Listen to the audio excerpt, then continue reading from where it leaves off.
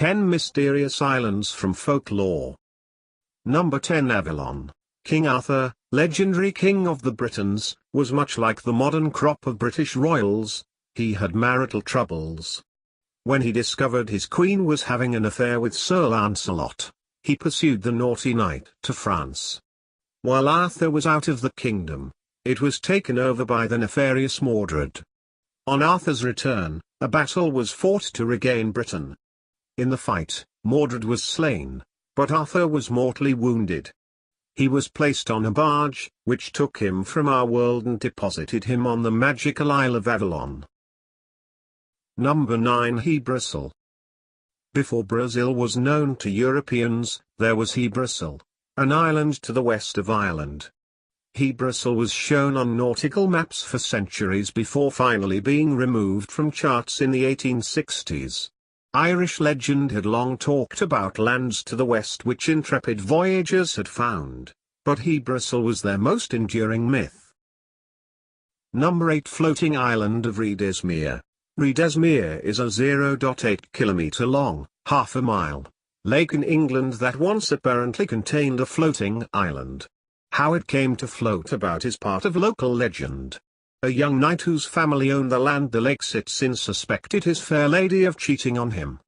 He swore that he would not talk to her again until the island in the middle of the lake floated away. Number 7 Bayon. In Slavic folklore, the island of Bayon is a sort of paradise. It is home to the sun and the winds and is the island from which all weather comes. Seeds from every plant in the world can be found there. Unfortunately for those searching for this heaven on earth, the island of Bayon has a habit of disappearing and reappearing at random. Number 6 Isle of Demons. The Isle of Demons should perhaps consider changing its name if it wants to encourage tourism. Though given what is said to lurk there, perhaps they don't. It also makes a terrible honeymoon destination, as a young bride named Marguerite was to find out. Number 5 Tonan Log. The west coast of Ireland boasts an unusual number of mythological islands. One that many people would love to visit is Tonan Log, the Isle of Eternal Youth. There is no sickness, no pain, and no hunger on the island. Mead and beer flow, and everyone is happy. Hangovers also apparently do not occur. Number 4 The Simple Gods. The ancient Greeks were keen sailors, and it is unsurprising that many of their myths feature islands with incredible features. To a boat moving with the tides and winds, it must sometimes have seemed as if the rocks were out to get you. In the case of the Simple Gods, they actually were.